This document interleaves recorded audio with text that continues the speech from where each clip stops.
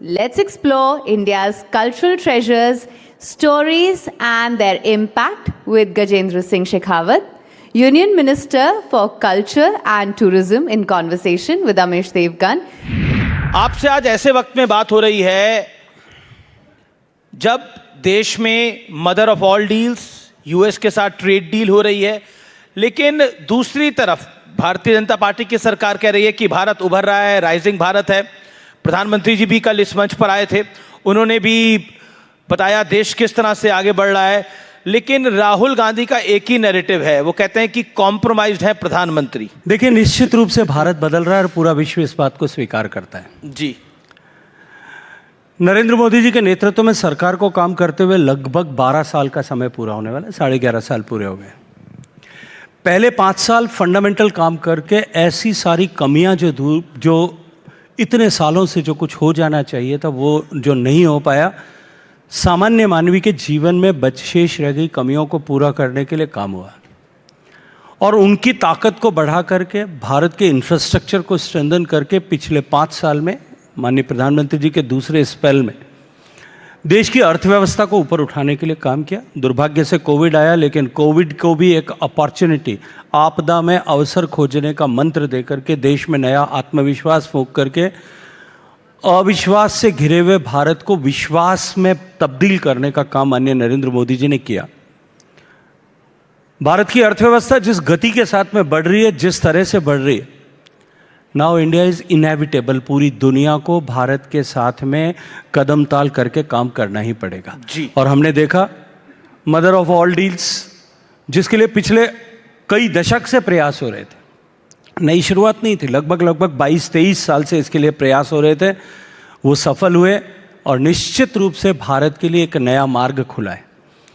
ठीक इसी तरह से अमेरिका के साथ में जो पूरे विश्व भर के ऊपर उन्होंने जिस तरह से एक टैरिफ का एक नया सिस्टम शुरू किया था, उसमें भारत को जो लेवरेज इस यूएस टैरिफ डील के बाद में मिला है और भारत के किसानों का, भारत के दुग्ध उत्पादकों का, भारत के पशुपालकों का, इन सब के हितों का संरक्षण करते हुए भी भारत के हित में इस तरह का निर्णय हो पाया है।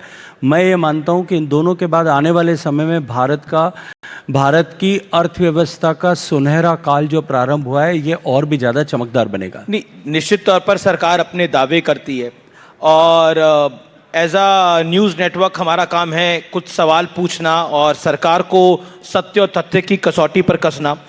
किसानों के मुद्दों को लेकर राहुल गांधी बहुत सी बयानबाजी कर रहे हैं। क्या आपको लगता है कि सरकार अपना मैसेज ठीक से पहुंचा नहीं पाई या विपक्ष को समझा नहीं पाई?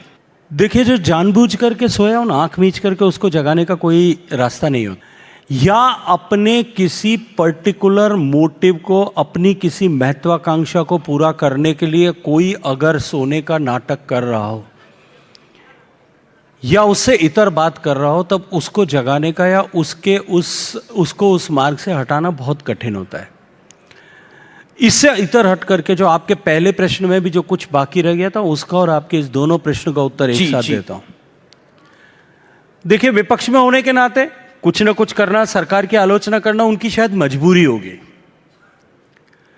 लेकिन हर ऐसे अवसर पर जब भारत के 140 करोड़ लोग अपने आप को भारतीय होने पर गर्व कर सकें, हर ऐसे अवसर पर भारत को उस गर्व के बोध को नीचा दिखाने, कम करने का काम राहुल गांधी जी ने किया। मैं कुछ उदाहरण दे देता हूं आपको। सर्जिकल स्ट्राइक हुई, पहली बार भारत ने अपनी सीमा से बाहर प्रतिकार किया, पूरे विश्व को यह संदेश दिया कि भारत अब नया भारत, सशक्त भारत विरुद्ध होने वाली किसी भी गतिविधि को, चाहे वो भारत की भूमि पर हो या बाहर, अब बर्दाश्त नहीं करेगा। प्रश्न के बादल खड़े किए गए। एयर स्ट्राइक हुई, पहली बार भारत ने अपना एयर स्पेस क्रॉस करके और कार्रवाई की, उसके ऊपर कालिख पोतने का काम किसने किया?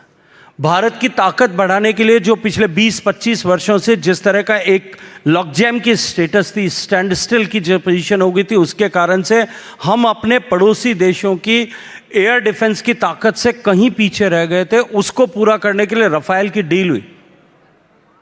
उस डील पर कितने तरह के प्रश्न खड़े किए गए थे?